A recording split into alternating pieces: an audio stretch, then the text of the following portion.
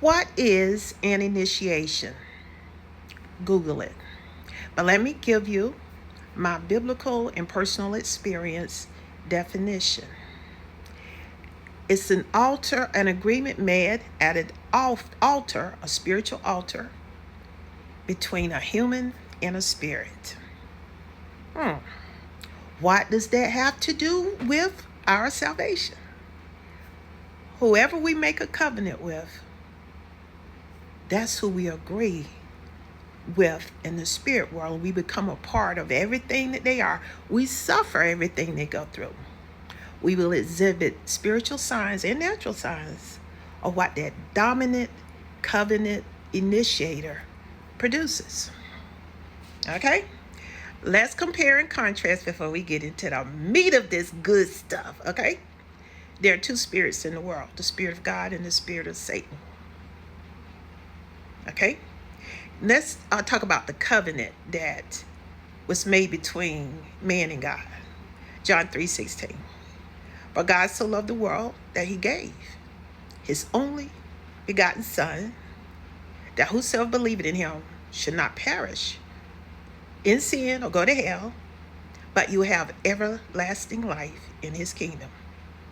All right. Satan's covenants always centers around killing, stealing, and destroying. That's what he does. Whenever you agree with any of his works or are initiated into any of his kingdoms, you have opened that door and agreed for him to kill, steal, and destroy, and to use you to help carry out his will. God uses us to help carry out his righteous will. Satan will use anybody who agrees with his covenant and anyone who allows him to initiate him into their kingdom to kill, steal, and to destroy. Let's look at a quick example. We're going to try it two ways. We preach a balanced gospel over here, okay? Just as Jesus was our sacrifice, Satan makes sacrifices too, and he needs a human that made that agreement at that spiritual altar to carry out his sacrifices. Okay, there are a lot of secret spiritual sacrifices going on every day. And if you don't have a spiritual eye or spiritual understanding of who God is and who God is not, you will miss it. It'll just go right through because our eyes haven't seen. It's a spiritual thing. And God reveals things, what? Through his spirit. Okay? Here's an example. There are races in it, and don't, no, I'm not racist. Don't even go there. Okay? Let's do it this way. Certain group of people who have to make a sacrifice in order to keep their power, keep their spiritual powers over the hearts and minds of the people, and to keep their stronghold and to be able to pass it down from generation to generation. Just as Jesus was our human sacrifice, and for some reason, brown people are always the target, the unrighteous sacrifices made by this group of people consist of humans, sacrificing humans, babies, a male, a man. And it always seems like it falls back on the brown race. Don't you know people are having secret meetings? They still having them. They haven't stopped. They just changed clothes. They're not wearing the white hoods anymore. They're dressing like us. They're walking like us. They're wearing suits. They became doctors, lawyers, professionals, millionaires. But they need that sacrifice, that human blood sacrifice in order to keep going.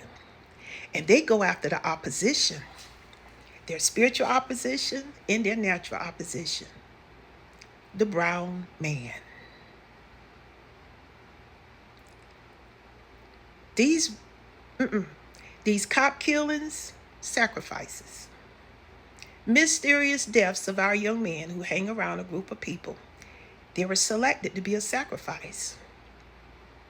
And they have to get them in a place or place them in a position where they have no protection and they will not be able to survive.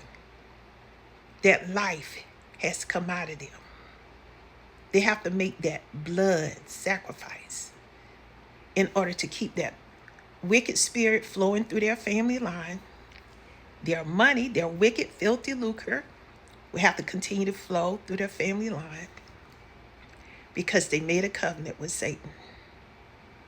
And they have to have their blood sacrifice in order to keep that stronghold intact.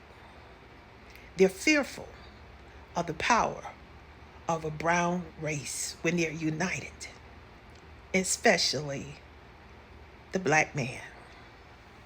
Where do you get this from?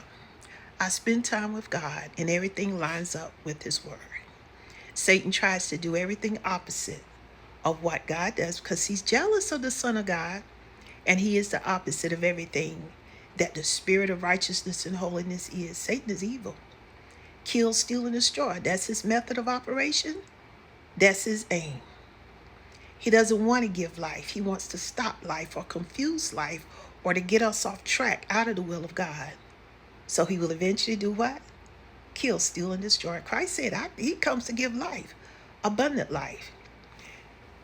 They would love to keep the spirit of fear over us, the spirit of poverty, and the spirit of death hovering in our lives so that they can remain in control. The beast, the white beast versus the brown race. Righteousness is of God. True holiness is of God. But God does not want us to be ignorant. If you don't want to go along with this, ask God to show you the truth so you will know it for yourself. Because Satan comes to kill, steal, and destroy. But Jesus said, look, I come to give you abundant life. We're supposed to be the head and not the tail.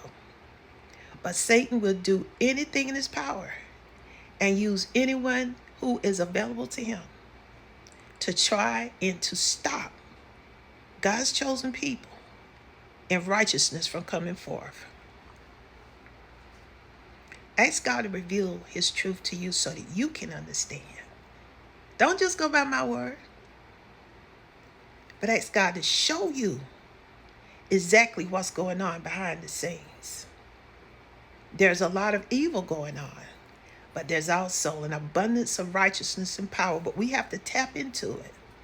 In order to tap into it and to know who's really pulling the strings in our lives, we're going to have to ask God to show us and make it plain and help us to get in line with his will, because we were born to be a prosperous, righteous people and to build and subdue kingdoms.